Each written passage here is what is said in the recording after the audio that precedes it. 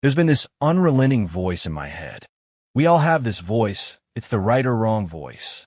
A lot of times that voice guides us into comfort, and my voice guided me into comfort a lot. But I had this other voice that I heard my whole life saying, "Hey, what are you doing? No, man, we got to go over here. We got to go over to that rock pile in the corner where nobody's at. That's where victory is." So this voice was giving me all these answers. I wasn't a real smart kid growing up, but I had this crazy voice in my head saying, "Over there is where the answers are." And I didn't want to listen to it because over there was pain. Over there was me looking in the mirror. Over there was me being accountable for all these things that happened in my life. Even though people put them on me, they were now mine to own. And I didn't want to go over there by myself. But I had to. And this voice was guiding me there. I don't know if it's God or whatever you want to call it, but that's what it was in me. Life is one big psychological warfare that you play on yourself. The most important conversation I ever had was with myself. And the things I was telling myself were so messed up, so wrong, so misguided. Other people start to write that dialogue for you, too, and it becomes what you say to yourself every single day. But then I started creating a whole new battle. I realized, hang on a second, you have these tools. Your life was the perfect training ground for where you need to go. All the beatings, all the bullying, all the struggles, the learning disabilities, it was the absolute perfect training ground for you. And that's how I started looking at my life. Instead of a woe is me, poor me, kick a rock down the street mentality, I realized, no man, life hooked you up. It gave you the perfect conditions for training. Your struggle is what made you who you are. Self-discipline is everything.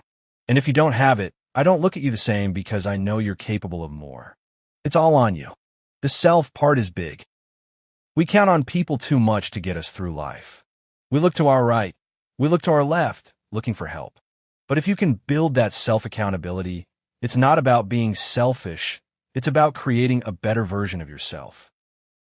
Most people are missing something because they don't know who they are. They've never examined themselves. They've never done an experiment on themselves. We're all lab rats, but we're also the scientists. You create your own self. Most people have so much trapped inside them. There's so much in you.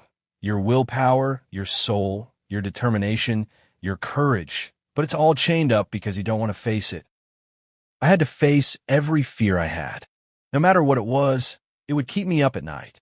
And people hearing this might never truly understand what it's like when you face these things. I had two options: either stay that 300-pound guy, spraying for cockroaches, making $1,000 a month, knowing that when I turned 50, I'd look back at the man I never became. Or I could sack up, fail, and fail, and fail until I succeed.